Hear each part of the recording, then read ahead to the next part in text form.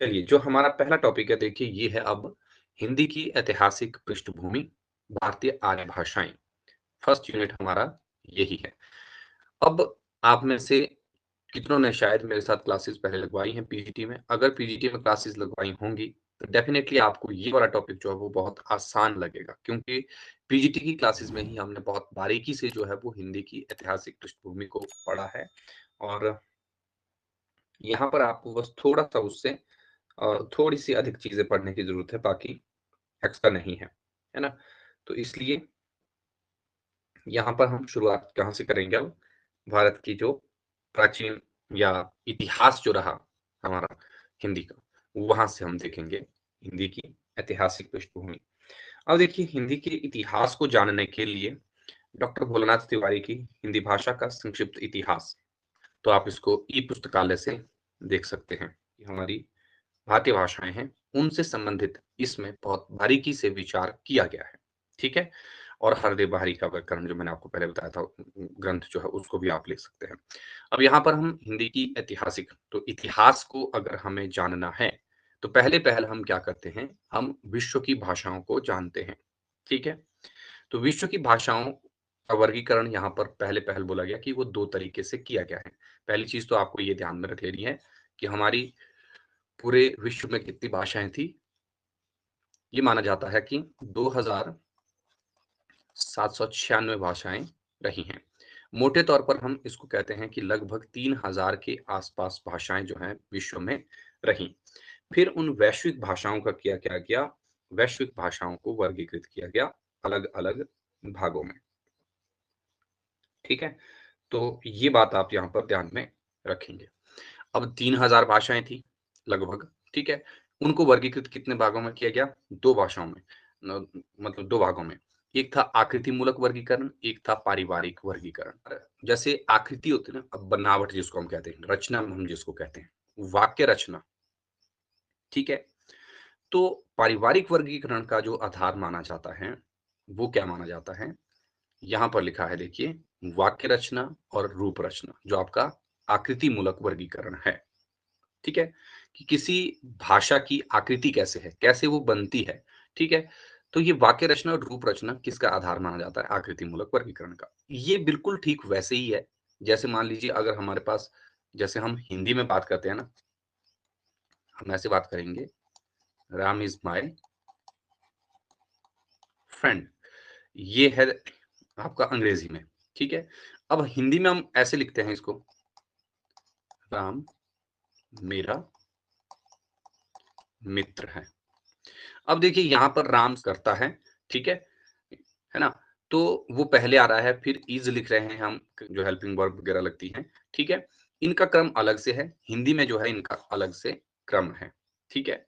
तो ये जो चीज़ें हैं, यही हम कहते हैं कि ये है आकृति एक भाषा की, ठीक है?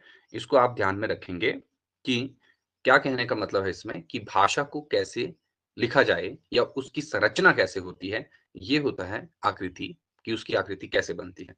अब कुछ भाषाएँ जो हैं वो आपकी स्वतंत्र शब्दात्मक भाषा हैं, मतलब उसमें एक शब्द ही पूरा वाक्य बना देता है, ठीक है? जैसे चाइनीज़ है उन वो आप ऐसे देखेंगे कुछ डब्बे-डब्बे ही हो गए, हमें समझ ही नहीं आएँगे, ठीक है?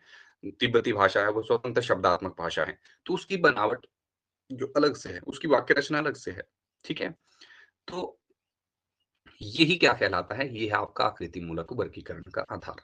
अब पारिवारिक वर्गीकरण का आधार है अर्थ तत्व, ठीक है? रचना तत्व तो है, लेकिन उसके अर्थ को भी पारिवारिक वर्गीकरण आधार को का आधार माना जाता है।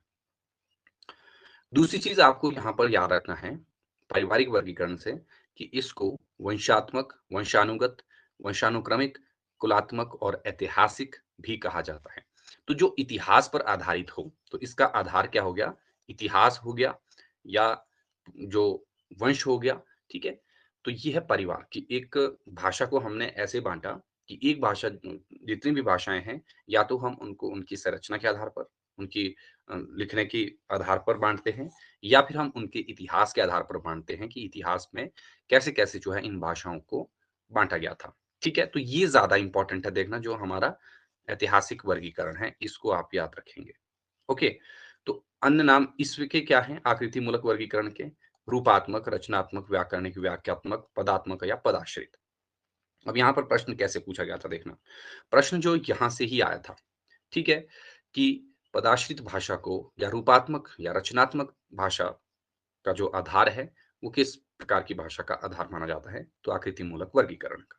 इससे प्रश्न पूछा था कि जो पारिवारिक वर्गीकरण है, उसका आधार किसे माना जाता है? तो याद रख लेना इतिहास को, ठीक है? बस ये 2 चीज़ें हैं। पारिवारिक वर्गीकरण का आधार इतिहास है और आकृति मूलक वर्गीकरण का आधार क्या है? वाक्य रचना है या यूँ कहें कि पदात्मक है, ठीक है? कि कैसे वाक्य को रचा जाता है, ये है आकृति मूलक और भाषा का इतिहास क्या रहा? ये है पारिवारिक वर्गीकरण, ठीक है? यही बात आपको यहाँ पूछी जाएगी और कुछ भी नहीं आता एक्स्ट्रा प्रश्न यहाँ से।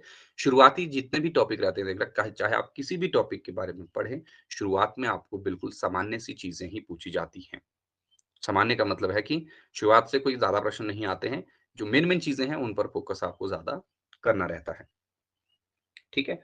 तो इसको आप यहाँ पर एक बार देखिएगा, ठीक है? तो इसमें क्या चीज़ रहेगी? यहाँ पर देखिए फिर इसमें महत्वपूर्ण तथ्य क्या हैं आकृतिमूलक वर्गीकरण में? इसमें सबसे पहले प्रोफ़ेसर श्लेगल ने ये वर्गीकरण किया था। हो सकता है आपको ये वाला प्रश्न भी पूछा जाए कि जो आकृतिमूलक वर्गीकरण है, ये सबसे पहले किसने किया था? तो ये किया था जो प्रोफ़ेसर श्लेगल रहे। अब ये प्रोफ़ेसर श्लेगल कौन थे? ये बोन विश्वविद्यालय जर्मनी में क्या रहे? संस्कृत के प्रथम आचार्य रहे हैं, ठीक है? तो इन्होंने भाषा को लेकर के जो है क्या किया, सबसे पहले आकृति मूलक वर्गीकरण किया था, ठीक है? और ये हमने पीजीटी की क्लास में भी पढ़ा था देखना बारीकी से कि आकृति मूलक वर्गीकरण को सबसे पहले किसने किया? प्रोफ़ेसर श्लेगल ने किया। ये बोन विश्वविद्यालय में संस्कृत के आचार्य रहे हैं प्रारंभिक, ठीक है? और भाषा से रिलेटेड इनने बहुत कुछ जो मतलब अपना योगदान इनका रहा है, ठीक है? तो इसको आप याद रखिएगा। इस भाषा के 2 भेद किए जाते हैं, एक है अयोगात्मक और दूसरी है योगात्मक। अयोगात्मक और योगात्मक भी हम पहले ही पढ़ चुके हैं। जो अयोगात्मक भाषा है, ये स्वतंत्र शब्दात्मक भाषा है, ठीक है? कैसी भाषा मानी जाता है इसको? स्वतंत्र शब्दात्मक। यहाँ पर एक शब्द से ही हमें पूरा का पूरा वाक्य का आभास हो जाता है, स्वतंत्र जो शब्दात्मक भाषा रही है। लेकिन दूसरी तरफ जो योगात्मक भाषा है देखना, इसमें प्रत्यय और प्रकृति का संबंध रहता है। किसका? प्रत्यय, कारक और प्रकृति का संबंध। इसको याद रखिए, प्रत्यय, कारक व प्रकृति का संबंध। आगे हम इसको अच्छे से समझेंगे, ठीक है? तो ये किसमें माना जाता है? योगात्मक में। तो जैसे आपका प्रत्यय और कारक मतलब अगर अन्य शब्दों के साथ लगे हैं, ठीक है? तो समझ लेना कि वो भाषा क्या है? वो भाषा जो है योगात्मक है। लेकिन अगर कारक और प्रत्यय जो है वो अलग हैं, तो भाषा जो है वो वियोगात्मक है, ठीक है? क्योंकि योगात्मक के भी आगे क्या हो जाएँगे? 2 भेद हो जाएँगे। अभी ये छोड़ दीजिए आप अभी सिंपली इतना याद रखिए कि आकृति मूलक वर्गीकरण के कितने भेद हैं? 2 भेद हैं। एक है अयोगात्मक। अयोगात्मक शब्द जो भाषा रहती है वो कैसी रहती है? स्वतंत्र शब्दात्मक रहती है और योगात्मक भाषा इसमें प्रत्यय, कारक और प्रकृति का संबंध विद्यमान रहता है। ठीक है? तो ये हो गया महत्वपूर्ण तथ्य किसके बारे में? आकृति मूलक वर्गीकरण के बारे में या आकृति मूलक जो भाषा रही है, उनके बारे में। अब पारिवारिक भाषा में क्या आता है? इसमें भाषा के इतिहास को आधार बनाया जाता है। ये बात हमने पहले ही देखी। इस वर्गीकरण के लिए निम्नलिखित महत्वपूर्ण जो आधार हैं, इसमें कौन-कौन सी चीज़ें आती हैं देखना। यहाँ पर सिंपल सी चीज़ है देखिए लिखी हुई कि ध्वनि, शब्द, पद रचना, वाक्य रचना, स्थानिक समीपता और अर्थ। तो यहाँ पर ऐसे ही क्रम में आपको ये कई बार लगाने को पूछते हैं देखना। सबसे पहले ध्वनि बनती है, फिर ध्वनि से आपका क्या आता है? शब्द आता है, शब्द से फिर पद आएगा, पद से फिर आपका वाक्य बनता है, वाक्य में क्या होनी चाहिए? स्थानिक समीपता होनी चाहिए शब्दों में, ठीक है? और फिर उसका लास्ट में एक अर्थ निकलता है, जो भी चीज़ हम कहते हैं। और यही भाषा के तत्व बाद में माने गए हैं, इसमें स्थानिक समीपता को निकाल दिया जाता है। बाकी यही अर्थ जो हैं, यही भाषा के तत्व माने जाते हैं 4। ठीक है? कौन-कौन से? ध्वनि, शब्द या पद, रचना पद, वाक्य और स्थानिक समीपता की जगह होगा आपका अर्थ। तो 4 तत्व माने जाते हैं देखना भाषा के, लेकिन कई जगह इसमें 5 भी आपको मिलेगा, तो 5वां रहेगा इसका शब्द और पद जो है वो अलग-अलग कर देंगे, तो ये 5 हो जाएँगे। ठीक है? आपको सिंपली इतना ही याद रख लेना है देखना कि जो पारिवारिक वर्गीकरण है, इसका आधार इतिहास है और इसमें जो इसके वर्गीकरण के लिए जो तत्व हैं, है ना? इसमें कौन से माने जाते हैं? 6 तत्व इसके याद रखने हैं आपको। ध्वनि से शब्द बना, शब्द से पद, पद से वाक्य, वाक्य से स्थानिक संयुक्ता और वहाँ पर आपका अर्थ। ये है इसके सामान्य सी चीज़ें जिनको आप अभी फिलहाल के लिए मोटे तौर पर याद रखेंगे कि विश्व में कितनी भाषाएँ रहीं? विश्व में रही लगभग 3000 भाषाएँ। 3000 भाषाओं को 2 आधारों पर वर्गीकृत किया गया है। 2 आधार कौन से थे? एक थी आकृतिमूलक और दूसरा था पारिवारिक वर्गीकरण। आकृति मूलक वर्गीकरण में आधार रहता है आपका वाक्य की रचना या भाषा की रचना कैसे होती है और दूसरी तरफ आपका पारिवारिक वर्गीकरण में यह आधार रहता है हमारा इतिहास। ठीक है? पारिवारिक वर्गीकरण में जो आपके पास चीज रहेगी कि वो किसने किया, प्रोफेसर श्लेगल ने किया और इसके दो भेद रहे हैं, योगात्मक और वियोगात्मक। ठीक है, चलिए अब हम इनके बारे में ही जानेंगे, भाषा की संयोगात्मकता और वियोगात्मकता के बारे में। ठीक है, इस आधार पर सबसे पहले हम आकृति मूलक वर्गीकरण देखते हैं। ठीक है, आकृति मूलक वर्गीकरण में क्या है? ये कह रहा है कि इस आधार पर भाषा के कितने भेद हैं? 2 भेद हैं। ठीक है, ये ध्यान रख लेना। एक है अयोगात्मक, दूसरा है योगात्मक। अब अयोगात्मक भाषा क्या होती है? स्वतंत्र शब्दात्मक भाषा है। इसमें प्रत्यय और कारक लिख दीजिए साथ में, इसका संयोग नहीं होता। ठीक है? इस प्रकार की भाषाओं के उदाहरण हैं चीनी, तिब्बती, बर्मी और सूडानी इत्यादि। अब यहाँ पर आपको इस बात को अब समझना है कि भई ये बोल क्या रहा है यहाँ पर, कि ऐसी कौन-सी भाषा है जिसमें प्रत्यय और कारक से अपनी दूसरी भाषा का संबंध जो है वो नहीं रहता, बस एक शब्द से ही पूरा मतलब आपको कॉन्टेक्स्ट समझ आ जाएगा। ऐसा भी होता है, तो चीनी, तिब्बती, बर्मी इस प्रकार की भाषाएँ रही हैं। फॉर एग्ज़ाम्पल देखिए, इसको आगे हम समझेंगे अच्छे से देखना। तो यहाँ पर प्रकृति और प्रत्यय या अर्थ तत्व और संबंध तत्वों का संयोग होता है। इसके आगे भी 3 भाग हैं। तो यहाँ पर बिल्कुल इसके उल्टा हो जाएगा, मतलब यहाँ पर संयोग होगा। अब देखिए ये यहाँ से समझ आएगा आपको। ये तो होगी इसकी परिभाषा टाइप। यहाँ पर चलिए यहीं बता देता हूँ मैं। एग्ज़ाम्पल के तौर पर देखिए,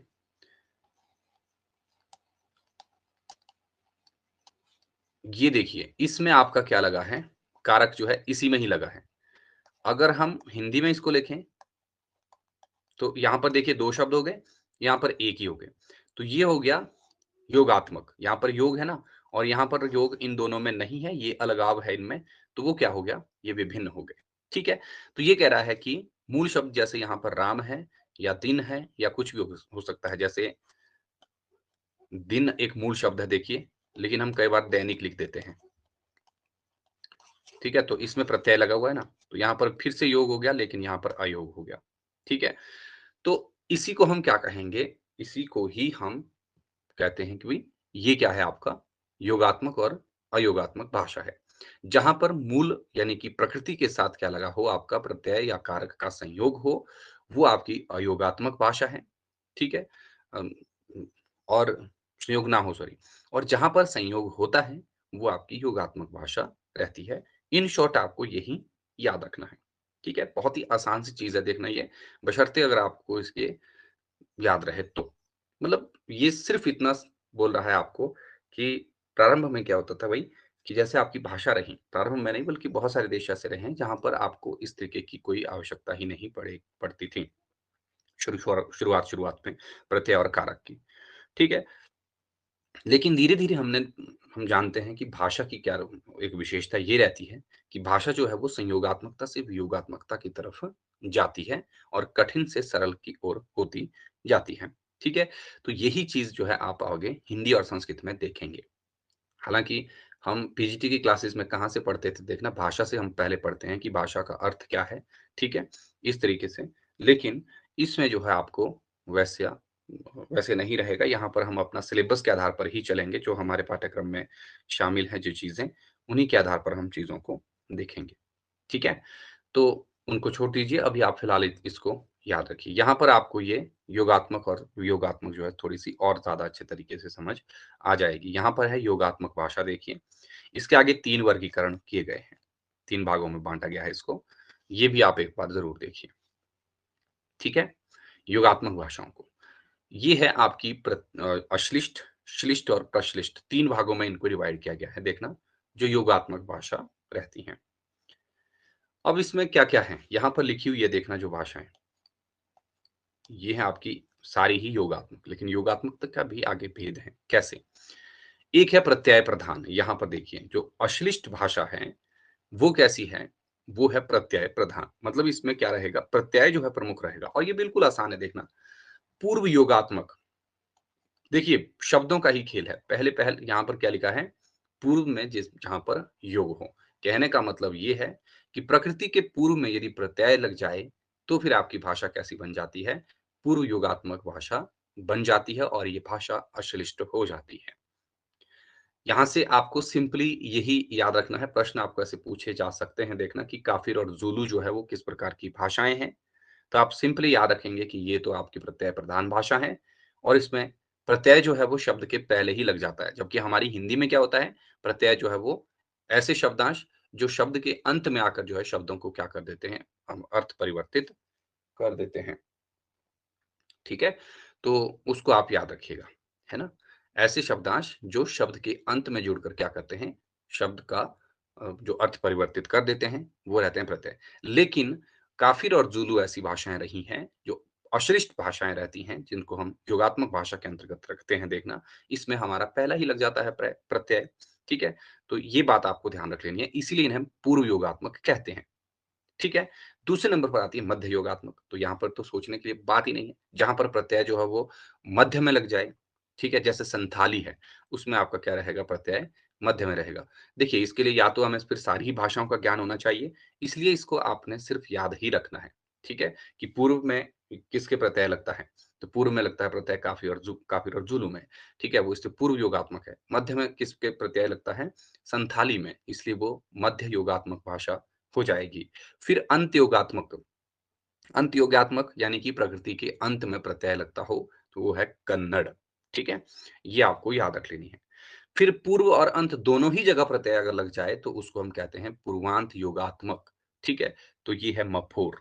ये भाषाएँ आपको यहाँ पर याद रखनी है। बस इसमें ज़्यादा टाइम नहीं देना, इसको बस आप कंठस्थ कीजिए, इसको याद कीजिए। बाकी तो अगर भाषाओं की जानकारी आपको इनकी हो, तब फिर आप इसको अच्छे टाइम से याद रख सकते हैं।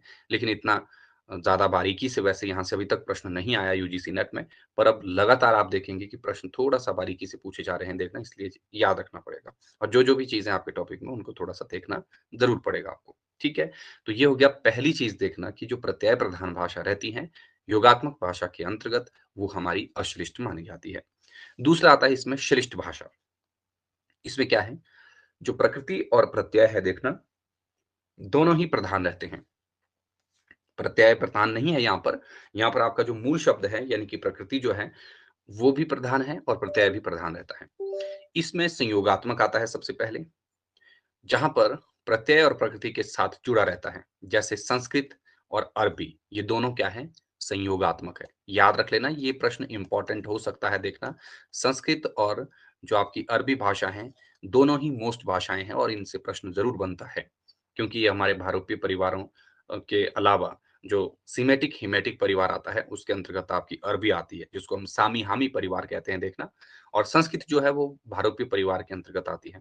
ठीक है? तो ये दोनों ही जो है हमारे काम की हैं और दोनों ही पुराने पेपरों में पूछी जा चुकी हैं, देखना कि ये किस भाषा परिवार के अंतर्गत आती हैं। लेकिन अभी हम पारिवारिक वर्गीकरण तो नहीं देख रहे हैं, हम देख रहे हैं आकृति मूलक वर्गीकरण। आकृति मूलक वर्गीकरण में अयोगात्मक और योगात्मक भाषा होती है।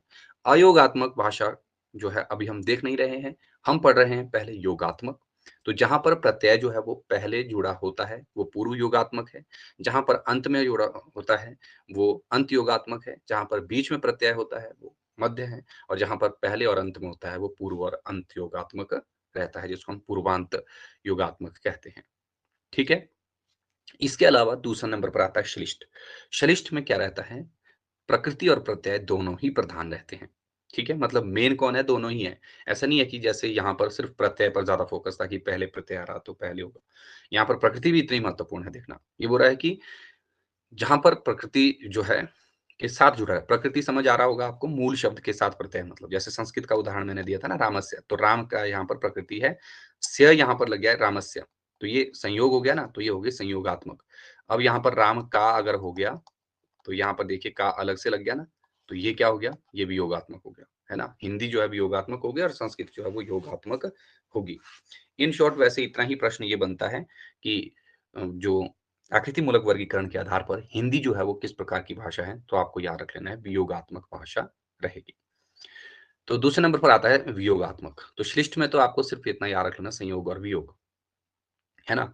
इसमें प्रत्यय जो है वो प्रकृति से अलग रहता है। जैसे हिंदी, अंग्रेजी। अंग्रेजी में भी देखिए राम इज़ आप एक साथ नहीं लिख सकते राम इज़, ठीक है? वो कुछ और ही बन जाएगा। अंग्रेजी और बांग्ला भी लगभग हिंदी की ही तरह है ना? जो वियोगात्मक है। बस आपको यहाँ पर यही याद रख लेना है। तो अगर आपको देखना है, बहुत ही नॉर्मल से अगर ये टॉपिक रहे, तो फिर इन चीज़ों को हम नहीं पढ़ते हैं। पीजीटी में मैंने ये चीज़ें नहीं बताई थी देखना, अगर आप में से किसी ने पीजीटी की क्लास लगाई है, क्योंकि वहाँ पर हम डायरेक्ट ऐसे ही पढ़ते हैं कि जो आकृतिमूलक वर्गीकरण है, उस आधार पर हिंदी जो है वो वियोगात्मक भाषा है, दैट्स इट आपका काम चल पड़ता था और संस्कृत जो है वो संयोगात्मक है ना?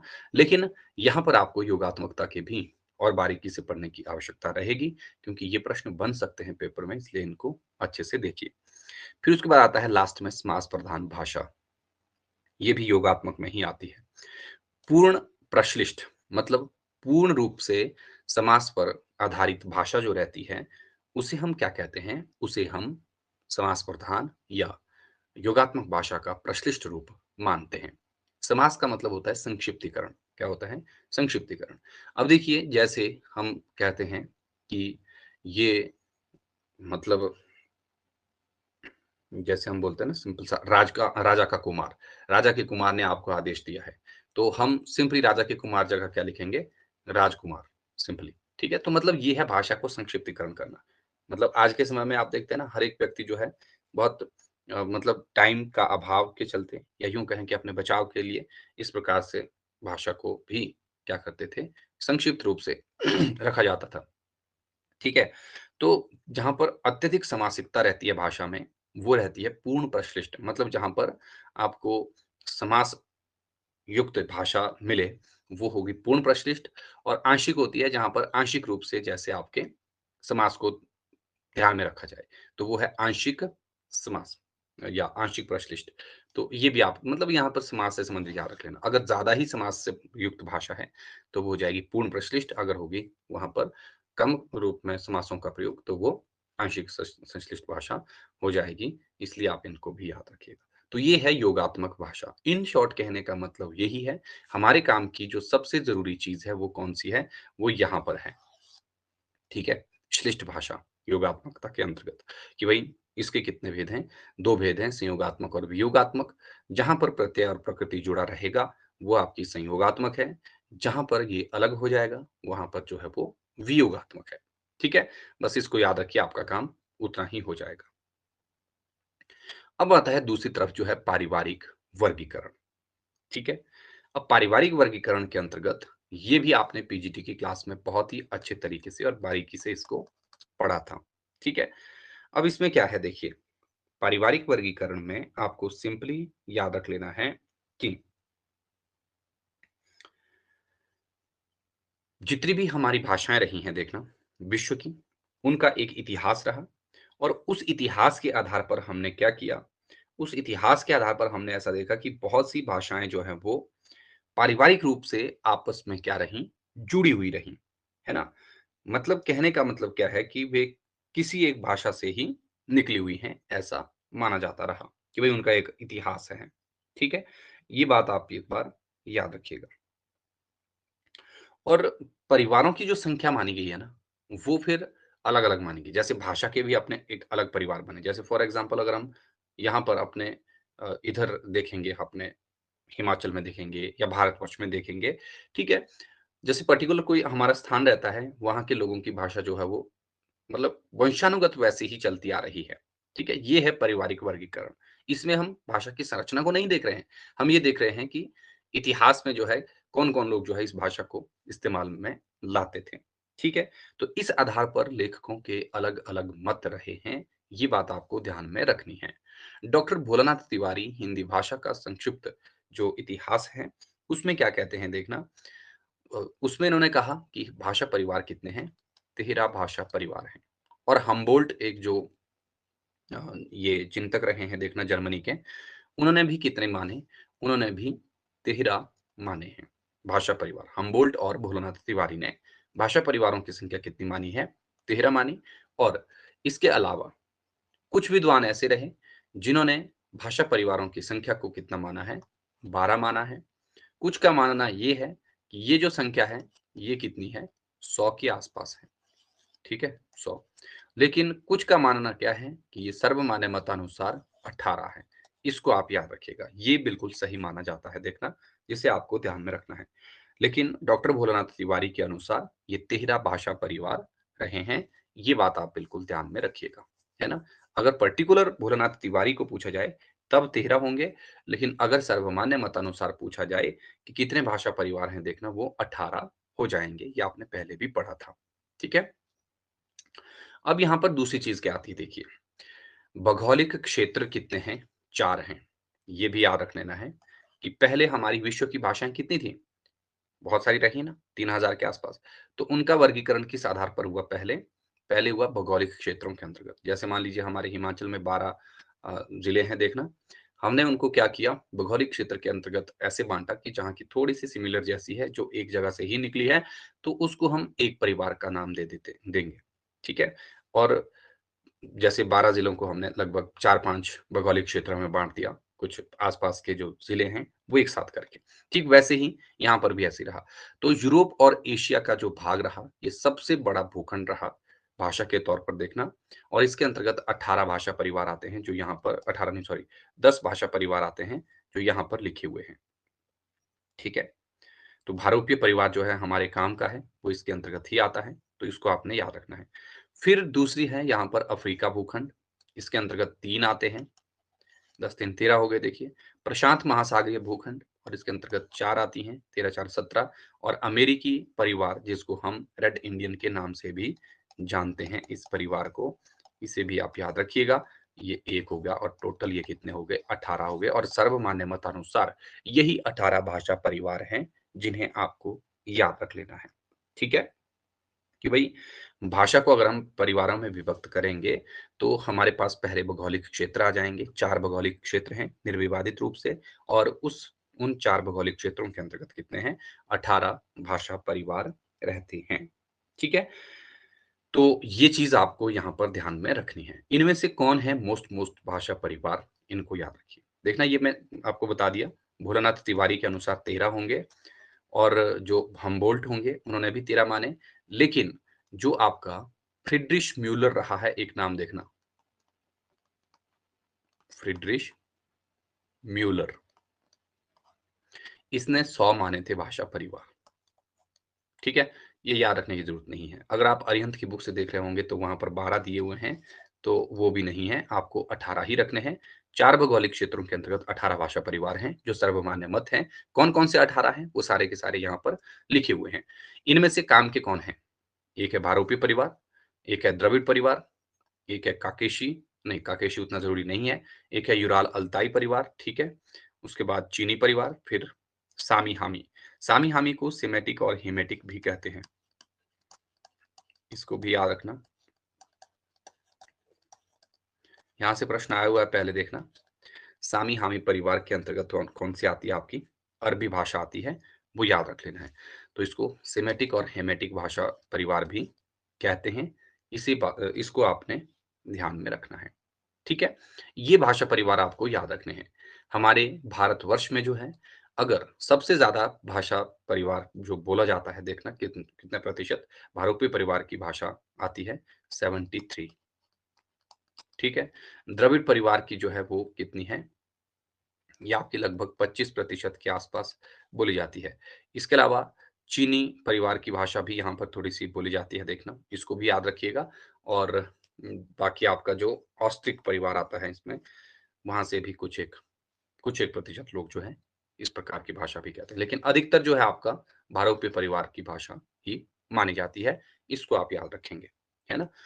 बाकी अफ्रीकी भूखंड से हमारे काम की कोई भी नहीं है, प्रशांत महासागरीय भूखंड से भी हमारा कोई लेना-देना ज़्यादा नहीं है। तो जितना भी काम रहता है वो यूरोप और एशिया, तभी तो इसको यूरेशिया भूखंड कहा गया है देखना। कहाँ-कहाँ का? यूरोप और एशिया के भूखंडों के अंतर्गत आने वाले जो भाषा परिवार हैं, जो 4-5 हैं, इनसे हमारा संबंध ज़्यादा है, इसलिए हम इन पर ही ज़्यादा फ़ोकस करेंगे। ठीक है? तो आपको इनसे ही चीज़ों को ध्यान में रखना है। ओके, आगे हम जानेंगे अब देखिए इनके बारे में। यहाँ पर ये परिवार हैं, जो मुख्य परिवार हैं। इनसे प्रीवियस ईयर पेपर में भी प्रश्न पूछे गए हैं और आगे भी पूछे जा सकते हैं। ठीक है? सामान्य सा प्रश्न रहता है देखना भाषा वाले पोर्शन से, तो इसलिए बिल्कुल बारीकी से आप इसको एक बार देखिए कि क्या-क्या चीज़ें हैं इसमें। सबसे पहले भारोपी परिवार में देखिए कौन-सा आता है, संस्कृत, हिंदी, पंजाबी, बांग्ला, गुजराती, मराठी, ये सारे ही नाम आपको याद रखने हैं। यहाँ से एक भी आपकी गलती नहीं होनी चाहिए देखना। आपको विकल्प में ऐसे दे दिया जाता है कि भारोपीय परिवार के अंतर्गत कौन-सी भाषा है या कौन-सी नहीं है। तो आपको 3-4 ऑप्शन दिए रहते हैं, उसमें से बोलेंगे कि ए और बी है या केवल ए, सी और ई है या ए, बी और डी है ना? तो इसमें से आपका चयन करना है जैसे-जैसे, कोई भी आपको विकल्प में दिया जाता है। तो इसलिए ये सारे ही पता होने चाहिए, ऐसा नहीं कि आपने 1-2 याद रख लिए, हाँ भाई, भारोपी परिवार में हिंदी आती है, संस्कृत आती है, बस काम हो गया। नहीं, आपको जो है हिंदी के अंतर्गत जो सारी हिंदी के अंतर्गत नहीं सॉरी कि भारोपी परिवार के अंतर्गत जितनी भी भाषाएँ हैं, उन सब का ज्ञान होना चाहिए, है ना? ये तो याद ही रखनी पड़ेगी। इसमें जो काम की है देखना वो कौन-सी है, हमें जो सबसे ज़्यादा प्रभावित या यूँ कहें कि जो हमें कन्फ्यूज़ कर देती है वो है अरबी। अरबी को मैक्सिमम लोग सोचते हैं कि वो भारोपी परिवार की भाषा है, क्योंकि फ़ारसी जो है, वो क्या है? फ़ारसी आपकी यहाँ देखिए लिखी हुई, भारोपी क्या है? और बहुत सारे लोग सोचते हैं कि अगर फ़ारसी जो है भारोपी परिवार की, तो अरबी भी तो होगी। नहीं, अरबी जो है वो सामी-हामी या सेमेटिक हेमेटिक परिवार के अंतर्गत आती है और ये प्रश्न लगातार 2 साल रिपीट हुआ है देखना, ठीक है? और अब आगे इसको कैसे पूछा जा सकता है कि जैसे आपको 3-4 लाइनें रहती है देखना, आपने देखे होंगे 4-5 लाइनें रहती है, उनमें से कुछ आपको ठीक दी होती हैं, कुछ आपको गलत दी होती हैं, तो आपको जो ठीक हैं, उन पर विचार करना होता है, ठीक है? तो ऐसे करके आप इसको याद रखिएगा। अरबी जो है वो किस प्रकार की भाषा हो जाएगी, सामी-हामी परिवार के अंतर्गत आएगी, ठीक है? बाकी आपकी मराठी, असमी, सिंधी, उड़िया, नेपाली, कश्मीरी, अंग्रेज़ी, फ्रेंच, डच, जर्मन, लैटिन, फ़ारसी, इतालवी, है ना? ये सारी जो हैं, ये हैं भारोपीय परिवार की भाषाएँ। ग्रीक का मतलब है यूनानी देखना, ग्रीक से हम क्या समझते हैं, यूनानी समझते हैं, इनको याद रखिएगा, ठीक है? ये भारोपीय परिवार की भाषा है और भारोपीय परिवार से आपको ये याद रख लेना है कि जो ये परिवार रहा है, इसमें जो बोलने वालों की संख्या है भाषा की, वो क्षेत्रफल अ, और बोलने वालों की दृष्टि से सबसे बड़ा परिवार जो है ये माना जाता है, तो इसको यहाँ पर आप याद रखेंगे, ठीक है? अगर आप देखें कि इसका जो क्षेत्र है, ठीक है? वो कहाँ है? भारत में है, ईरान में है, ठीक है? रूस, फ्रांस जो आपका अ, मतलब बाकी जो देश रहे हैं, अधिकतर देशों में जो है आपकी यही रहेगी, मतलब ज़्यादातर देश भारत और यूरोप पूरा ही आ गया इसमें देखना, है ना? तो इसलिए आप इसको याद रखिएगा, ओके? ठीक है? ये ध्यान रख लेना। आगे आप देखेंगे कि भारोपी परिवार की भाषाएँ ही जो हैं वो किसके अंतर्गत आती है, सतम और केतुम वर्ग के अंतर्गत आती है, उनको हम आगे जानेंगे। लेकिन उनसे पहले आप बाकी परिवारों को भी देख लीजिए। द्रविड़ परिवार में अंतर्गत कौन-सी आती है? तमिल, तेलुगु, कन्नड़ और मलयालम। ठीक है? तमिल, तेलुगु, कन्नड़ और मलयालम। इसके अलावा तुलु और ब्राहुई, ये 2 हैं। ठीक है? ये आपके पंजाब पंजाब नहीं सॉरी जो आपका पाकिस्तान है, वहाँ पर बोली जाने वाली है। लेकिन हमारी जो तमिल, तेलुगु, कन्नड़, मलयालम है, ये भारतवर्ष में ही ज़्यादा प्रयोग में लाई जाती हैं। इन्हें आप याद रखेंगे। ठीक है? फिर उसके बाद आता है अल्ताई परिवार। इसको हम यूराल अल्ताई भी कहते हैं देखना, यूराल अल्ताई। इसके अंतर्गत तुर्की आती है, ठीक है? मंगोली हो गई, मंचुई, उज़्बेक इत्यादि। तो इनको भी थोड़ा-सा याद रखें। तुर्की काम की है, जो ये हाइलाइट की है यहाँ पर देखना। सामी-हामी परिवार के अंतर्गत अरबी आती है, जो मोस्ट है, ठीक है? ऑस्ट्रो एशियाई परिवार के अंतर्गत संथाली, ये आपको काम की हो सकती है देखना, इसे याद रखिएगा। खासी हो गया, मुंडारी तथा पूर्वी भारत की कुछ भाषाएँ, ये आती है ऑस्ट्रो एशियाई परिवार के अंतर्गत। तो ये मुख्य परिवार यहाँ पर यही हैं। जिनसे आपको ज़्यादा प्रश्न बन सकते हैं देखना। मेन फ़ोकस आपका यहाँ पर रहेगा भारोपीय परिवार पर और जो आपके प्रारंभिक 4 हैं इन पर। लेकिन फिर भी ये 5 भाषा परिवार जो 18 में से मैंने याद रख यहाँ रखे हैं, इनको आप अच्छे तरीके से याद रखिएगा। इन्हीं से आपको प्रश्न जो है पूछे जाने की संभावना रहती है। ठीक है? तो जैसे आपकी चीनी परिवार है ना, उसमें भी आप थोड़ा-सा लिख लेना। चीनी परिवार से संबंधित जो भाषाएँ अगर हमारी भारतीय भाषाओं में हम बात करें, तो इसमें आपको याद रख लेना है कि पहले तो इस परिवार का जो मुख्य क्षेत्र है चीन हो गया, तिब्बत हो गया, है ना? बर्मा और भारत की उत्तर उत्तर भारत में थोड़ा-सा ये एरिया रहता है हमारा, ठीक है? तो इसमें आपकी याद रख लेनी है आपको कि मुख्य जो भाषाएँ हैं वो कौन-कौन सी, एक तो चीनी हो जाएगी, ठीक है? तिब्बती हो जाएगी, जैसे भारत में मणिपुरी है, ठीक है? वो इसमें आएगी, इसको लिख लीजिएगा मणिपुरी, है ना? एंड बोडो, नागा ऐसी जो भाषाएँ हैं, ये इसमें आती हैं, ठीक है? इनको याद रखना है। एक भाषा गारो भी आती है इसमें, तो चीनी से भी कई बार पूछा जा सकता है देखना, चीनी परिवार से, तो इनको देखना है आपको।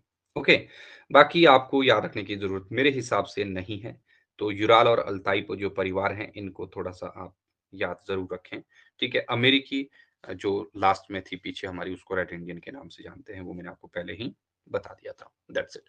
आपको बस यही याद रखना है। यहाँ से प्रश्न आता है देखना, ये टॉपिक आपके लिए मोस्ट टॉपिक हो सकता है। ठीक है? इनको ध्यान में रखिए। ओके? चलिए आगे देखते हैं। अब आता है हमारे पास पारिवारिक वर्गीकरण के अंतर्गत जो सबसे इम्पोर्टेंट काम की चीज़ है, बहुरूपीय परिवार। इसके बारे में थोड़ा-सा और जान लीजिए। बहुरूपीय परिवार यानी कि भारत और यूरोप। सिंपल सी बात याद रख लेना है। भारत और यूरोप क्षेत्रों की भाषाओं को ही बहुरूपीय परिवार कहा जाता है। ठीक है? इसका मूल केंद्र किसे माना जाता है? यूरोप का ब्रांदेश्ताइन शहर। ब्रांदेश्ताइन शहर, ये बात ध्यान रखनी है, ये इम्पोर्टेंट हो सकती है। ठीक है? कि आपको ऐसा प्रश्न पूछ लिया गया कि भारतीय परिवार का जो केंद्र है, वो क्या है? ब्रांदेश्ताइन शहर माना जाता है। यह परिवार विश्व का सबसे बड़ा भाषा परिवार है। ये आपका बोलने और उपयोग में लाए जाने के आधार पर, दोनों ही तरीके से, है ना? इसके क्षेत्रफल की दृष्टि से, है ना? हर तरीके से जो है ये बड़ा भाषा परिवार माना जाता है। इसके अन्य नाम इंडो-जार्मनिक, भारत हित्ती और आर्य परिवार के नाम से इसको हम जानते हैं। ये बात आप याद रखिएगा। इसकी 10 शाखाएँ हैं, जो सतम और केतुम वर्ग के अंतर्गत बंटी हुई हैं।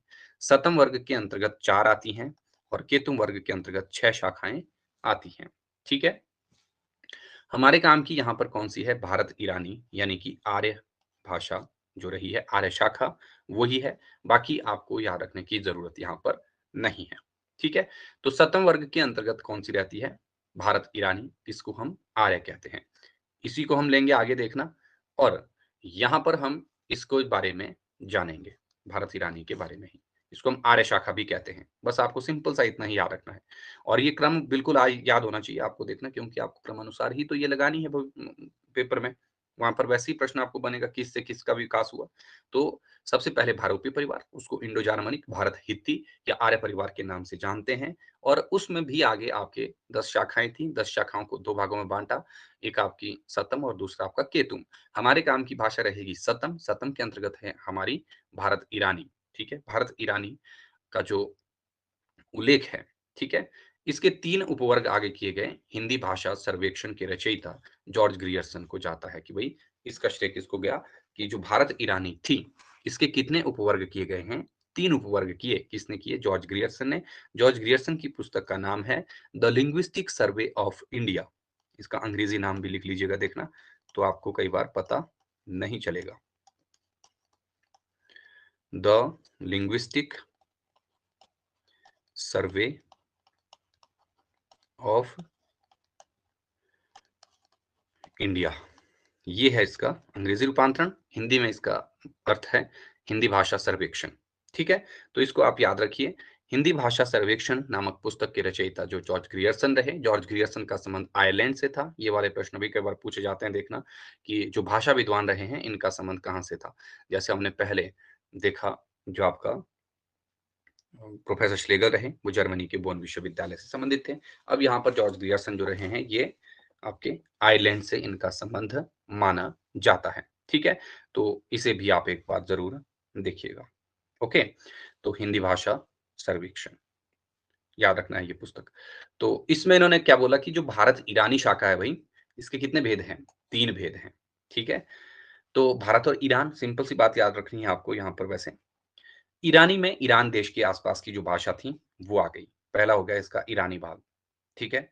दूसरा भाग इसने किया दर्द। दर्द का मतलब होता है वैसे पहाड़, यानी कि कश्मीर और उत्तरी भारत के आस-पास की जो भाषा, दर्द का मतलब क्या रहेगा? पहाड़ रहेगा और पहाड़ी क्षेत्रों की जो भाषा है सिंपल से, वही क्या कहलाती है? दर्द के नाम से जानी जाती है, ठीक है?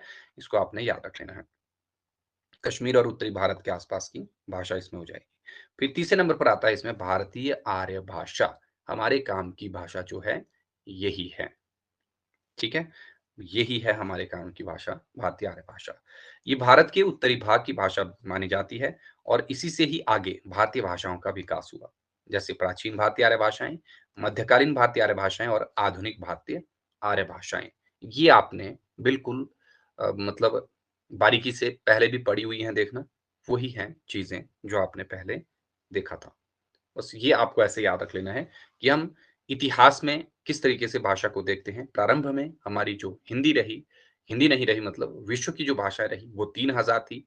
3000 भाषाओं को हमने 2 वर्गों में बाँटा, आकृति मूलक वर्गीकरण और पारिवारिक वर्गीकरण में। आकृति मूलक वर्गीकरण के अंतर्गत हमने फिर से योगात्मक और वियोगात्मक बाँटी भाषाएँ। फिर वहाँ से आगे हट के हम पारिवारिक वर्गीकरण की तरफ गए। पारिवारिक वर्गीकरण के अंतर्गत बहुत सारे लेखकों ने अलग-अलग भाषा परिवार माने, लेकिन सर्वमान्य मतानुसार 4 भौगोलिक क्षेत्रों के अंतर्गत जो है वो 18 भाषा परिवार आए। उन 18 भाषा परिवारों में जो मुख्य परिवार थे 5-6 उनको हमने लिया। उनमें से जो मेन हमारे काम का रहा वो भारोपीय परिवार रहा। भारोपीय परिवार की 10 शाखाएँ रहीं। उन 10 शाखाओं से आगे आपकी क्या निकली शतम और केतुम 2 और वर्ग किए हमने उनके। फिर शतम वर्ग को हमने लिया जिसके अंतर्गत हमारी भारोपीय परिवार के अंतर्गत आने वाली जो भारत ईरानी शाखा थी वो ली। फिर जॉर्ज ग्रियर्सन आए। जॉर्ज ग्रियर्सन ने भारत ईरानी के 3 भाग किए, ईरानी, दर्द और भारतीय आर्य भाषाएँ। ईरानी और दर्द को हम फिर से छोड़ देंगे, हम भारतीय आर्य आर्य भाषाओं की तरफ जाएँगे और यहीं से हमारी हिंदी का इतिहास जो है वो शुरू हो जाता है, ठीक है? ये बात आपको ध्यान में रखना है। ये रही हिंदी की ऐतिहासिक परिस्थिति कि कैसे-कैसे जो है हिंदी कहाँ-कहाँ से गुज़री, ठीक है? अब प्राचीन भारत में क्या रही, वैदिक संस्कृत और लौकिक संस्कृत रही। मध्यकालीन भारतीय आर्य भाषाओं में क्या रहेगा, पाली, प्राकृत, अपभ्रंश रहेगा। आधुनिक भारतीय आर्य भाषाओं में क्या रहेगा, यहाँ पर आपका जो है हिंदी, बांग्ला, उड़िया, मराठी इत्यादि जो भाषाएँ हैं वो रहेंगे, ठीक है? तो इन्हें आपको एक बार ध्यान से याद रखना है। ओके हो गया? तो ये हो गया आपकी देखिए यहाँ तक की यात्रा। ओके, अब यहाँ पर हिंदी की ऐतिहासिक पृष्ठभूमि एक नज़र में, ठीक है? अब एक नज़र में कैसे हैं कि आकृति मूलक वर्गीकरण के आधार पर हिंदी क्या है? योगात्मक भाषा है ना? योगात्मक भाषा के अंतर्गत भी वो कौन-सी है? वियोगात्मक भाषा है, ठीक है? क्योंकि यहाँ पर प्रत्यय और प्रकृति जो है वो क्या रहती है? अलग होती हैं, वियोगात्मक हो जाती हैं। जैसे मनुष्य शब्द का संबंध कारक संस्कृत में मनुष्यस्य होता है देखिए, ठीक है? और हिंदी में मनुष्य का बोलते हैं इसको। तो यहाँ पर मनुष्य के साथ क्या जुड़ा हुआ है? का अलग से लगा है।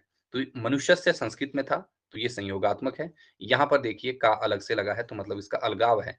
तो ये वियोग है इसका इससे, ठीक है? यही है संयोगात्मक और वियोगात्मक। ओके? पारिवारिक वर्गीकरण के आधार पर हिंदी जो है वो बहुरूपीय परिवार की सतम शाखा की भारत ईरानी या ईरीनी हो गया इसको ठीक कीजिएगा। भारत ईरानी के तीसरे उपवर्ग यानी कि भारतीय आर्य भाषा से विकसित हुई है और इस तरीके से आपका यहाँ पर इन शॉर्ट में याद रखना है आपको कि कैसे हम हिंदी के विकास क्रम की तरफ धीरे-धीरे जो है वो अब बढ़ चुके हैं, है ना? वैश्विक भाषाओं से हिंदी भाषा तक। ठीक हो गया? आपको पीछे की चीज़ें अगर कुछ भी समझ में नहीं आई हो, तो बस आपको यहाँ पर ये बात ध्यान में रखनी है। पर जो भाषा परिवार हैं, वो तो आपको पता होने ही चाहिए, क्योंकि वहाँ से प्रश्न आपको पूछा जा सकता है। किस भाषा परिवार से कौन-सी भाषा निकली है, वो आपको ज़रूर पता होना चाहिए।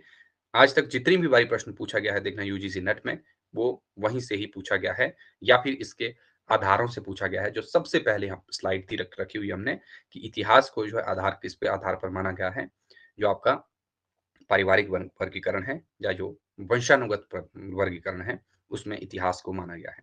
ठीक है?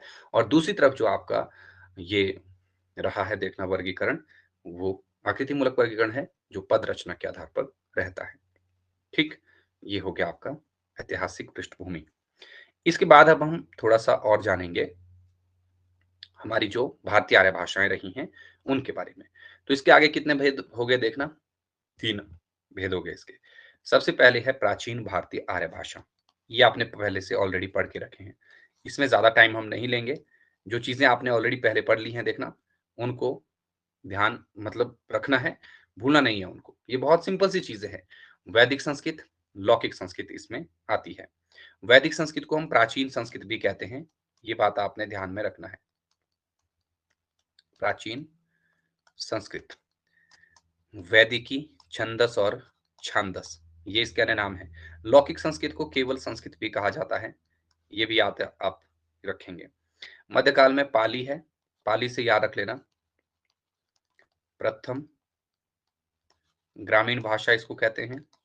ठीक है, और प्राकृत को प्राचीनतम प्राचीनतम जनभाषा इसको कहते हैं। ठीक है, और अपभ्रंश को तो बहुत सारी चीजें हैं, इसको देशी भाषा कहा जाता है। ये नाम किसने दिया था? भरत मुनि ने दिया था। तो ये प्रश्न भी आया हुआ है पेपर में, देखना कि अपभ्रंश को अपभ्रंश नाम न देकर देशी भाषा नाम किसने दिया था? तो ये भरत मुनि ने कहा था। भरत मुनि जिनका समय दूसरी और तीसरी शती के आसपास रहा, और इनसे आपको क्या याद रख लेना है कि ये संस्कृत के प्रथम आचार्य भी रहे हैं। तो ये इनके अन्य नाम हो जाएंगे, देखना जितनी भी आपकी भाषाएं यहाँ पर रही हैं, इनसे याद रखिए। फिर आधुनिक भारतीय आर्य भाषाएं आती हैं, और ये इसके अंतर्गत हमारी हिंदी, सिंधी, लहंदा, पंजाबी इत्यादि रहती हैं। लेकिन हमारे काम की यहाँ पर हिंदी है, तो हम हिंदी तक पहुंचेंगे इस तरीके से। तो इन इन सोपानों से होकर के अभी हमें गुजरना है, तब हम हिंदी तक पहुंचेंगे। अदरवाइज हमें पता नहीं चलेगा कि हिंदी जो है वो कैसे इसका विकास हुआ। ठीक है, इन चीजों को ध्यान में रखिए और अच्छे तरीके से पढ़िए, तभी बात बनेगी, अदरवाइज तो पता नहीं चलेगा। देखना, तो शुरुआत से हम कहाँ पर जानेंगे? प्राचीन भारतीय आर्य भाषाओं के तौर पर जो चीजों को याद रखेंगे। ठीक है, देखिए आपको सिंपल सा याद क्या रख लेना है। प्राचीन भारतीय आर्य भाषाओं में सबसे पहले आती है वैदिक संस्कृत। वैदिक संस्कृत का समय हमने पीछे देख लिया कि 2000 ईस्वी पूर्व से लेकर के आपका कहाँ तक 1000 ईस्वी पूर्व तक का जो समय था, वो रहा प्राचीन भारतीय आर्य भाषा का। प्राचीन भारतीय आर्य भाषा में आते हैं आपकी वैदिक संस्कृत। वैदिक संस्कृत का पता हमें कहाँ से चला? वेदों से। तो इसमें कितने वेद आते हैं? चारों वेद आ जाते हैं। इन चार वेदों के आगे थे अपने कुछ ब्राह्मण ग्रंथ। तो याद रख लेना, देखना ये ब्राह्मण जो है कोई व्यक्ति विशेष ब्राह्मण नहीं है, यहाँ पर ब्राह्मण उनके ग्रंथ हैं। फिर उसके आरण्यक भी रहते हैं, उपनिषद भी रहते हैं, और संकलन भी रहता है उसका कि क्या क्या चीजें जो है वो इन से आपको ध्यान में रखनी है। वैसे तो यहाँ से प्रश्न अभी तक नहीं पूछा गया है, देखना इसको आप कह सकते हैं सिंपली कि वैदिक संस्कृत के आधारभूत स्रोत ग्रंथ। कैसे ग्रंथ हैं ये? आधारभूत स्रोत ग्रंथ जो ये चार रहे हैं। मतलब अब भाषा रही तो उसमें कुछ ना कुछ चीजें तो रही होगी ना, जहां से हमें पता चला कि ये भाषा रही। तो इसके अंतर्गत वेद या संहिता, सिंपल सी बात आपको ये याद रखनी है। देखना कि जो हमारी वैदिक संस्कृत थी, उसके अंतर्गत क्या आते हैं? हमारे चारों वेद ही आते हैं। तो वेदों की भाषा वैदिक संस्कृत, पुराणों की भाषा लौकिक संस्कृत। इन शॉर्ट आपको यही याद रखना है, और कुछ याद रखने की जरूरत नहीं है। ठीक है, चारों वेदों में से सबसे पुराना जो वेद था वो था ऋग्वेद, और इसीलिए भारत का प्राचीनतम ग्रंथ ऋग्वेद को ही कहा जाता है। ये ध्यान में रखना है। जब ऋग्वेद लिखे दिए गए देखना, उसके बाद इनके ही आगे कुछ क्या रहे? ऐसे ग्रंथ रहे जहां पर ऋग्वेद को थोड़ा सा और सरलीकृत करके लिखा गया, तो वो बने फिर इसके ब्राह्मण ग्रंथ। ठीक है, इनमें कुछ भी नहीं है। देखिए, जिस नाम से ब्राह्मण ग्रंथ लिखे उसी नाम से इनके आरण्यक ग्रंथ आए, फिर उसी नाम से इनके उपनिषद भी लिखे गए, यानी कि इनको हम वेदांत भी कहते हैं। वेदों का अंत है, देखना ये वेदांत, या परिशिष्ट भी इनको बोलते हैं हम। ब्राह्मण ग्रंथों के परिशिष्ट को क्या कहा जाता है? वेदांत, या निचोड़ भी आप कह सकते हैं उपनिषदों को, कि जो आपके वेद या ब्राह्मण ग्रंथ है उनका परिशिष्ट या निचोड़ कहाँ पर रहता है? वेदांत में रहता है या उपनिषद में रहता है। सिंपल सी बात। तो वैसे ये तीन चीजें आती हैं किसके अंतर्गत? वैदिक संस्कृत के अंतर्गत। कौन कौन सी? वेद, ब्राह्मण ग्रंथ और उपनिषद। ये आरण्यक जो है ये याद रखने की जरूरत आपको है नहीं। वैसे आरण्यक ग्रंथों से, आरण्यकों से आपको कोई ज्यादा प्रश्न नहीं बनता है। मेन चीज रहेगी, अगर ऐसा प्रश्न पूछा जाता है कि जो आपका वैदिक साहित्य रहा वो कितने भागों में वर्गीकृत है, तो आपको सिंपल से याद रख लेना है। देखना कि जो आपका वैदिक साहित्य रहा, ये 3 भागों में माना जाता है। वेद, ब्राह्मण और उपनिषद ग्रंथों के अंतर्गत। वेद को ही संहिता के नाम से जाना जाता है। संहिता के अंतर्गत चारों वेद आते हैं, ठीक है? और ब्राह्मण ग्रंथों में कि हर एक वेद का अपना एक ब्राह्मण अपने-अपने ब्राह्मण ग्रंथ हैं। उन ब्राह्मण ग्रंथों में भी आगे हमने इसका निष्कर्ष निकाला है उपनिषदों में, ठीक है? अब इसमें जो संकलन किया गया है ना, वो क्या है? ईश्वर वंदना या देव स्तुति जो है वो ऋग्वेद के अंतर्गत आती है। और ये प्रश्न कई बार पूछे गए हैं, देखना पुराने पेपर में, जो पहले-पहले पेपर आता था, वहाँ पर प्रश्न ऐसे पूछते थे कि भई जो ईश्वर वंदना है या देव स्तुति है, ये किस वेद के अंतर्गत रहता है? ठीक है? तो ऋग्वेद से हमने क्या सीखा? देव स्तुति सीखी। फिर यजुर्वेद है। यजुर्वेद के पहले तो खुद ही आपको याद रख लेना है कि इसके 2 भाग हैं। एक शुक्ल यजुर्वेद, एक कृष्ण यजुर्वेद, ठीक है? तो इनको याद रखिएगा। इसमें उपनिषद कौन-कौन से आते हैं, थोड़ा-सा इनको भी देखना, कई बार वहाँ से भी प्रश्न आपको पूछा जा सकता है। शतपथ ब्राह्मण और जो तैत्तिरीय ब्राह्मण हैं, इन्हें आप थोड़ा-सा याद रखें, ठीक है? तो शतपथ और तैत्तिरीय आते हैं इसमें। इसमें जो आपका धार्मिक कर्म कांडों से संबंधित चीज़ें हैं, ठीक है? जैसे व्रत, अनुष्ठान वगैरह-वगैरह। ये सारी चीज़ें कहाँ से ली हमने? यजुर्वेद से सीखी हैं। तो आपको ध्यान में ये रखना है, ये पूछा जा सकता है कि धार्मिक कर्म कांडों का उल्लेख जो है वो किस वेद के अंतर्गत आता है? तो ये यजुर्वेद के अंतर्गत आ जाएगा, ठीक है? फिर सामवेद आता है, ये प्रश्न पहले भी पूछा गया है कि संगीत से संबंधित कौन-सा ग्रंथ माना जाता है, देखना। तो सामवेद नामक ग्रंथ से ही हमने क्या लिया?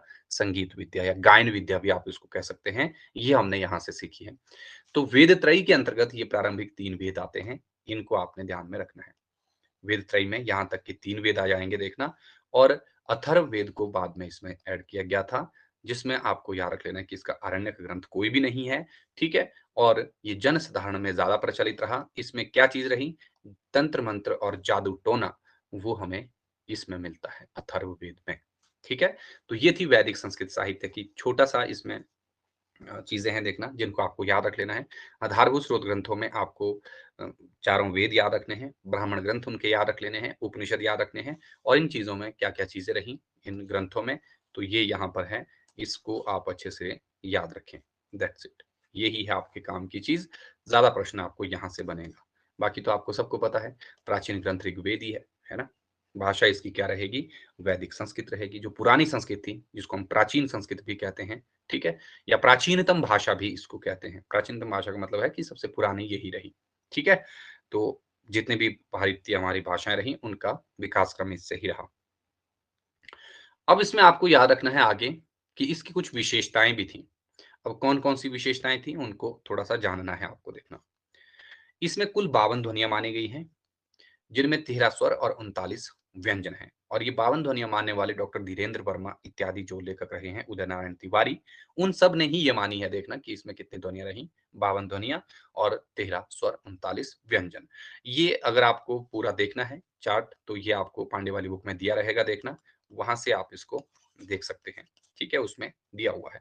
यह श्लिष्ट योगात्मक भाषा है, जो हमने पीछे पढ़ा था, देखना। श्लिष्ट में मतलब क्या थी? संयोगात्मक और वियोगात्मक थी ना? तो संस्कृत क्या है? श्लिष्ट योगात्मक भाषा है, देखना। ये इंपॉर्टेंट क्वेश्चन है, इसको हमने अभी पहले पढ़ भी लिया। संगीतात्मकता और बलाघात दोनों ही मौजूद हैं। तो संस्कृत में जब आप पढ़ते हैं ना संस्कृत को, हमें एक संगीतात्मकता उसमें रहती है, दिखती है, ठीक है? और विशेष बल जो है किसी न किसी शब्द पर पड़ता है या किसी वर्ण पर पड़ता है, तो वो बलाघात दोनों ही इसमें रहते हैं। ये वाला प्रश्न आ सकता है, देखना, पेपर में, क्योंकि पहले-पहले तो यहाँ से आते थे प्रश्न कि इसकी जो भाषाएँ रही हैं, उनकी विशेषताओं से संबंधित। तो इसलिए आपको बारीकी से ये चीज़ें देखनी है, देखना, कि वैदिक संस्कृत में पहले ध्वनियाँ कितनी रही है, फिर उसमें क्या रहा, वो श्लिष्ट योगात्मक भाषा है, अगर हम इसको पारिवारिक वर्गीकरण के आधार पर इसको देखते हैं, ठीक है? इसमें संगीतात्मकता है, इसमें बलाघात, दोनों ही चीज़ें हैं। 3 लिंग, 3 वचन और 3 वाच्यों के अलावा 8 विभक्तियाँ इसमें रहती हैं, ये आप सब लोग जानते ही हैं। धातुओं के 2 रूप मिलते हैं, आत्मनेय एवं परस्मय, ठीक है? और इसमें समासों की संख्या 4 मिलती है एंड 4 काल हैं, 6 भाव हैं। ये आपको थोड़ा-थोड़ा ध्यान में रखना है और ज़्यादा इसमें कुछ याद रखने की ज़रूरत आपको नहीं है, ठीक है? जो प्रारंभिक आपकी भाषा रही। इसके अलावा आगे क्या चीज़ आती है, वैदिक संस्कृत से बस आपको यही बातें ध्यान में रखनी है और ज़्यादा नहीं है। इन शॉर्ट याद रख लेना कि जो आपकी वेदों की भाषा थी, वही हो गई वैदिक संस्कृत। जो आज के समय में भी हम देखते हैं कि वैदिक संस्कृत और लौकिक संस्कृत जो संस्कृत साहित्य में पढ़ते हैं, उनके लिए ये ज़्यादा ज़रूरी है, ठीक है? लेकिन हम अभी हिंदी तक पहुँच रहे हैं, हिंदी के विकास क्रम तक, तो वहाँ तक पहुँचने के लिए हमें इसका थोड़ा-थोड़ा अध्ययन करना ज़रूरी है, ठीक है? फिर आती है अगली जो है लौकिक संस्कृत। अब इसमें क्या है, वैदिक संस्कृत के परवर्ती रूप को ही लौकिक संस्कृत या क्लासिक संस्कृत कहा गया है। तो इसको क्या कहते हैं हम? क्लासिक यानी कि शास्त्रीय भाषा, ठीक है? शास्त्रीय। इसमें वाल्मीकि, व्यास, भास, अश्वघोष, कालिदास, माघ इत्यादि की रचनाएं मिलती हैं। अब देखिए वैदिक संस्कृत से हम लौकिक संस्कृत की तरफ क्यों गए? क्योंकि जो लौकिक संस्कृत थी वो जनमानस के लिए ग्राह्य थी और जो वैदिक संस्कृत थी वो क्या हो गई थी, धीरे धीरे जो है वो कठिन हो गई थी, आम जनता उसको समझने से मतलब उम, समझने में क्या थी वो सक्षम नहीं रही। क्योंकि भाषा जब कलिष्ठ हो जाती है, समाज के उच्च वर्ग तक सीमित हो जाती है, तो जो निम्न तबका है या यूँ कहें कि जो आम व्यक्ति हैं, उनको फिर उस भाषा को समझने में दिक्कत और परेशानी हो जाती है। इसलिए वो अपनी एक नई भाषा का इस्तेमाल करते हैं, जिसको हम क्या कहते हैं, जनभाषा या ग्रामीण भाषा भी कहते हैं। तो ठीक वैसे ही जब वैदिक संस्कृत जो है वो समाज के उच्च वर्ग तक, क्षत्रिय और ब्राह्मणों तक ही सीमित रह गई, तब जो है पाणिनि ने अष्टाध्यायी नामक एक व्याकरण ग्रंथ लिखा और उसमें उसने संस्कृत भाषा को नए सिरे से जो है वो रखा, है ना? व्याकरण लिखा ना उसने सबसे पहले पाणिनि ने, तो इसीलिए बाद में जो है जितने भी व्याकरण लेखक रहे हैं, उनको पाणिनि के नाम से ही क्या दी जाने लगी, संज्ञा दी जाने लगी। जैसे हिंदी का पाणिनि, प्राकृत का पाणिनि और अपभ्रंश का पाणिनि किन्हें कहा जाता है, ये चीज़ें आपने देखी होंगी, ठीक है? तो क्यों इसके नाम से दी जाती है? क्योंकि इसने सबसे पहले व्याकरण ग्रंथ का निर्माण किया था संस्कृत भाषा में, ठीक है? तो ये बात आपको ध्यान में रखनी है और लौकिक संस्कृत को ही हम केवल संस्कृत भी कहते हैं। अगर सिर्फ संस्कृत की बात होगी देखना, तो याद रख लेना कि वो लौकिक संस्कृत की ही बात हो रही है, जो जन-सामान्य को क्या रही, ग्राह्य रही। ठीक है? ये बात आप इसमें याद रखेंगे और इसमें कुछ भी नहीं है देखना। आप ऐसे ही याद रखिएगा, लौकिक संस्कृत क्या है? संस्कृत जो आपकी वैदिक संस्कृत है, उसका परवर्ती रूप। परवर्ती मतलब बाद की अवस्था। ये परवर्ती, पूर्ववर्ती, उत्तरवर्ती ये आपको पता होना चाहिए। सिंपल सी चीज़ें हैं देखना ये कि परवर्ती को हम बाद की अवस्था कहते हैं। तो संस्कृत यानी कि वैदिक संस्कृत के बाद क्या आई? लौकिक संस्कृत आई जिसे क्लासिक संस्कृत या शास्त्रीय भाषा भी कहा गया। ठीक है? मुख्य जो लेखक हैं इसमें देखिए कालिदास, माघ, वाल्मीकि, व्यास, भास, अश्वघोष, नागार्जुन इत्यादि, इत्यादि। ये सारे के सारे क्या हैं? लौकिक संस्कृत में ही हैं। यानी कि जितने भी पुराण रहे हैं हमारे रामायण, महाभारत इत्यादि, इत्यादि, उन सब की रचना किसमें हुई है? लौकिक संस्कृत में ही हुई है। क्योंकि आम जनसामान्य जो है, वो इन भाषा में कम्फर्ट फ़ील करता था। ठीक है? तो ये उसकी अपेक्षा क्या रही? थोड़ी-सी सरल मानी जाती है देखना जो आपकी पहली भाषा रही। यहाँ पर आपकी भाषा की एक और विशेषता आ गई देखना कि भाषा जो है वो कठिन से सरलता की ओर जाती है। ठीक है? अब यहाँ पर अष्टाध्यायी के बाद दूसरी शताब्दी में पतंजलि ने महाभाष्य में संस्कृत व्याकरण को और विकसित किया। तो पतंजलि की रचना का नाम है महाभाष्य। इसमें भी जो है लौकिक संस्कृत को ही क्या किया गया? इसके व्याकरण को और ज़्यादा पुख्ता बनाया गया। ठीक है? तो आम जनमानस के लिए ग्राह्य, ध्वनियों की संख्या इसमें रह गई 48। ठीक है? ये बात आप ध्यान में रखेंगे। यहाँ पर ये प्रश्न आया था देखना पहले पेपर में कि भई भारतवर्ष में कितनी भाषाओं को जो है शास्त्रीय भाषा का दर्जा प्रदान किया गया है या शास्त्रीय जो लैंग्वेजेस कहा गया है, क्लासिकल लैंग्वेज, वो कौन-कौन सी हैं? तो 6 भाषाएँ ऐसी रही हैं, जिन्हें 2004 से लेकर के 14 तक शास्त्रीय भाषा के रूप में रखा गया है। तो इसमें तमिल यहाँ पर सिंपल सा याद रख लेना जो हमारे द्रविड़ परिवार की भाषाएँ हैं, दैट्स इट। 4 तो वो हो जाएँगी और 2 उसमें संस्कृत और उड़िया ऐड कर देना और ये 6 भाषाएँ आपको याद रखनी है बस। यही है हमारी किसकी किसके अंतर्गत आपकी शास्त्रीय भाषाएँ, यानी कि क्लासिक लैंग्वेज जिसको कहते हैं देखना। संस्कृत के 4 जो है आपकी कौन-सी है? 4 आपकी रहेंगी द्रविड़ परिवार की। द्रविड़ परिवार की आपको पता होना चाहिए अब देखना कि कौन-कौन सी हैं। तमिल, तेलुगु, मलयालम और कन्नड़। देखिए, तमिल सबसे पहले बनी तमिल, फिर 2005 में संस्कृत भले ही आई, लेकिन तमिल के अलावा तेलुगु, कन्नड़, मलयालम ये 4 आ गई ना? इसके अलावा उड़िया और आपकी संस्कृत, ये रही। तो सबसे बाद में किसको जोड़ा गया 2014 में? उड़िया को जोड़ा गया है इसमें शास्त्रीय भाषा के रूप में, ठीक है? तो ये प्रश्न भी पूछा जा चुका है एनटीयू नेट में, इसको आप ध्यान में रखेंगे। ओके? ये थी आपकी भाषा लौकिक संस्कृत, है ना? तो इसकी भी कुछ एक विशेषताएँ हैं, इसमें आपको याद रख लेना है। संस्कृत की अपेक्षा अधिक नियमबद्ध रही ये देखना एंड व वर्णों की संख्या इसमें कितनी हो गई? 48 हो गई। मतलब यहाँ पर वर्ण आपके घट गए।